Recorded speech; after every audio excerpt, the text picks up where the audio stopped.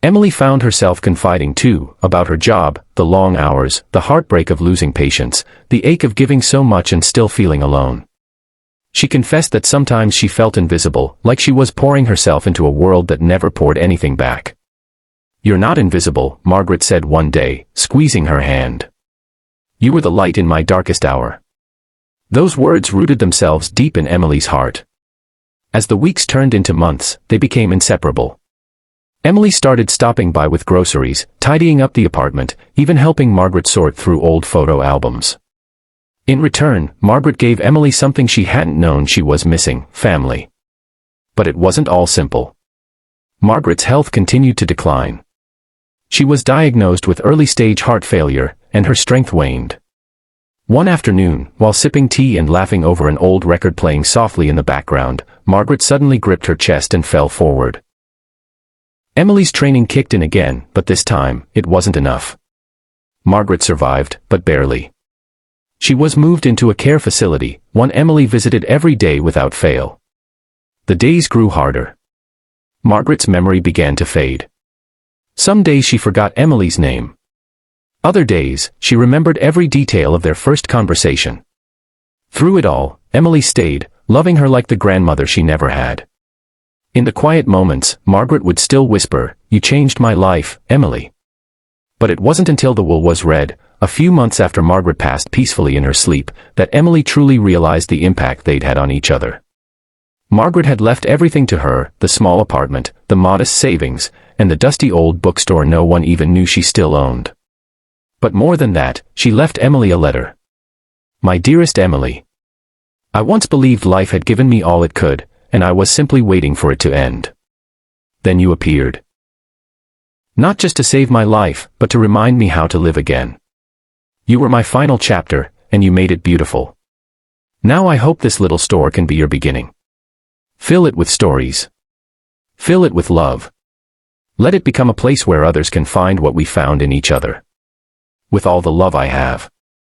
Margaret." Emily stood in that bookstore weeks later, keys in hand, tears streaming down her face. The shelves were empty, but her heart was full. She knew what she had to do. She quit her hospital job, renovated the space, and turned the bookstore into a community haven.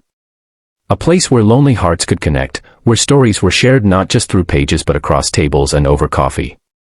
She named it Margaret's Light. Every corner of the shop carried their story.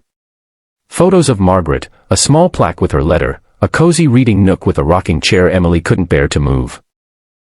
And every time someone asked why she opened the store, Emily would smile and say, "Because one act of kindness can change." It was just another hurried morning on Pinewood Avenue, the kind where people passed one another like ghosts in a fog, too lost in their own lives to notice the world around them. Cars honked impatiently, and the smell of rain clung to the pavement. But for Emily Carter, a 28-year-old nurse fresh off a 12-hour night shift, that morning would change everything. Emily wasn't supposed to be walking down that street. She'd missed her bus by seconds and decided to take a longer route home. Her eyes stung with exhaustion, her feet ached, and all she wanted was her bed. But then, out of the corner of her eye, she saw a figure crumple to the ground. An elderly woman had collapsed on the sidewalk. Time slowed. People stopped and stared but did nothing. Emily's instincts kicked in, and before she even registered what she was doing, she was by the woman's side. Her hands trembled from fatigue, but her voice was steady as she checked for a pulse and tilted the woman's head to open her airway. "She's breathing," Emily whispered to herself, her fingers on the woman's wrist. Faint pulse. Possible syncope. She looked around. "Can someone call an ambulance?" she shouted. No one moved. So she did it herself. The woman's skin was pale, and her breathing shallow. Emily took off her light sweater and folded it under the woman's head, brushing wisps of silver hair from her forehead. "You're going to be okay," she whispered. Minutes later, the ambulance arrived. Emily briefed the paramedics, and as they loaded the woman onto a stretcher, something made her ask if she could ride along. Maybe it was the way the woman's hand had weakly clutched hers or the way she had murmured something incomprehensible before slipping unconscious again.